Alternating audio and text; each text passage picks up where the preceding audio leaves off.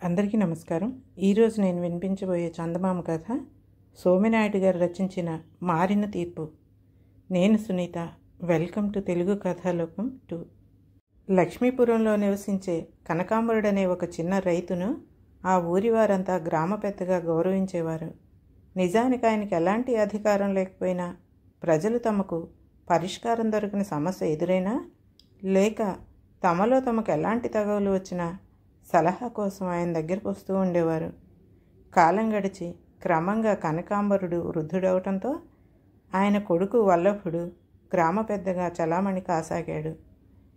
కనకాంబరుడు గ్రామంలో అందరి నుంచి గౌరవ మర్యాదలు తప్ప తనకంటూ ఆస్తిపాస్తులు ఏమీ సంపాదించుకోలేదు.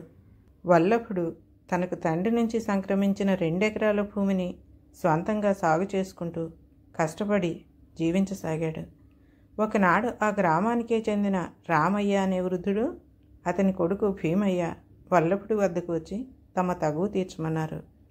ముందుగా రామయ్య వల్లభుడితో, చూడు బాబు, నేనేమో బాగా ముసలివాడిని అయిపోయాను. నేను ఈ వయసులో కష్టపడి సంపాదించలేను. నా కొడుకు భీమయ్య నన్ను పోషించినట్టున్నాడు. నాకేమో వీడొక్కడే కొడుకు. ఇప్పుడు వాడు నాకు తిండి బట్ట దొరికే మార్గం ఏంటో నువ్వే చెప్పు అన్నాడు. అందుకు సమాధానంగా భీమయ్య, మా నాన్న సంపాదించే వయసులో వ్యసనాలకు బానిసై మా ఆస్తినంతటినీ నాశనం చేశాడు. అందుచేత ఇప్పుడు నేను కేవలం నా రెక్కల కష్టం మీదే బ్రతకవలసి వస్తుంది. ఇలాంటి స్థితిలో నా తండ్రిని పోషించే భారం నేను ఎలా మోయగలనో మీరే చెప్పండి అన్నాడు. ఇద్దరి వాదనలు విన్న వల్లభుడు కొంచెంసేపు ఆలోచించి, రామయ్య, నీ కొడుకు భీమయ్య సంపాదించేది అతని పొట్టగడిచేటందుకే సరిపోతుంది. ఈ స్థితిలో నిన్ను ఎలా పోషించగలడు?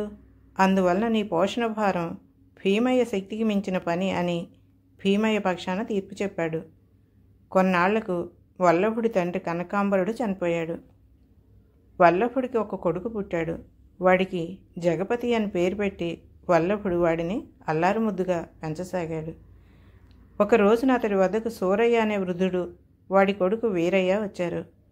సూరయ్య వల్లభుడితో, బాబు, నాకు వీరయ్య ఒక్కడే కొడుకు.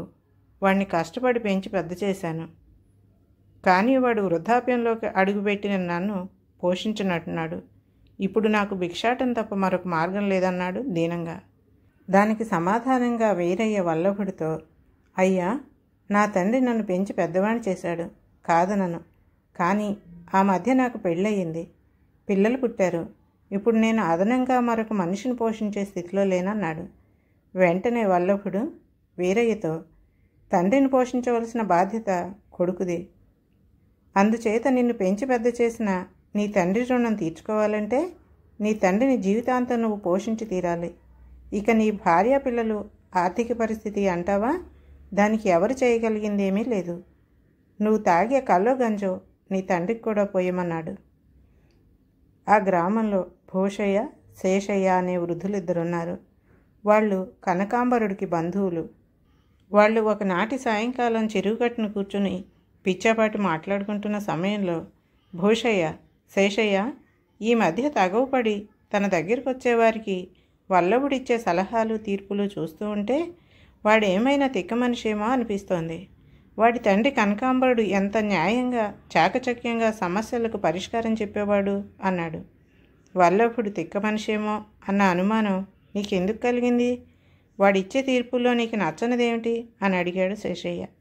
రామయ్య, అతని కొడుకు భీమయ్య గొడవపడి మన వాడి దగ్గరికి తీర్పుకు వెళ్ళిన సంగతి నీకు గుర్తుంది కదా అని అడిగాడు భూషయ్య. గుర్తులేకే అన్నాడు శేషయ్య. ఆ తండ్రి కొడుకుల పరిష్కారంలో వల్లభుడు కొడుకు తరపున మాట్లాడి అతడికి అనుకూలంగా తీర్పు చెప్పాడు. అదే వల్లభుడు ఈ మధ్య తన దగ్గరకు తీర్పు కోసం వచ్చిన సూరయ్య, వీరయ్యల్లో తండ్రి సూరయ్య తరపున మాట్లాడి కొడుకు వీరయ్యకు వ్యతిరేకంగా తీర్పు ఇచ్చాడు. దీన్ని తిక్కకాక మరేమనాలి అని అడిగాడు భూషయ్య. శేషయ్య 1-2 క్షణాలు తలాడిస్తూ ఊరుకుని తరువాత, భూషయ్య, ఎంతటి న్యాయాధిపతి అయినా అతడి జీవన స్థితిగతులు, అతడి తీర్పులు బింబ ప్రతిబింబాలు. మన వల్లభుడు దానికి ఏమీ అతీతుడు కాదన్నాడు. కొంచెం వివరంగా చెప్పమన్నాడు భూషయ్య.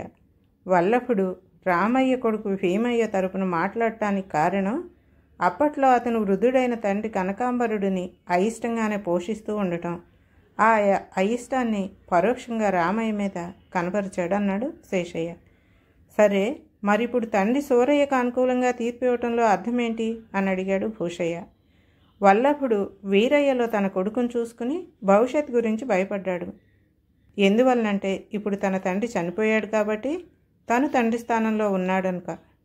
అందువలన తండ్రి అయిన సూరయ్యను సమర్థించాడని వివరించాడు శేషయ్య. అప్పటికి భూషయ్యకు అర్థమైంది, మనిషి స్వంత అనుభవాలను బట్టే ఎదుటి మనిషికి చెప్పే నీతులు కూడా మారుతూ ఉంటాయి అని. కథ సమాప్తం. ఈ కథ కనుక నచ్చితే లైక్ చేయండి, షేర్ చేయండి, మరి సబ్స్క్రైబ్.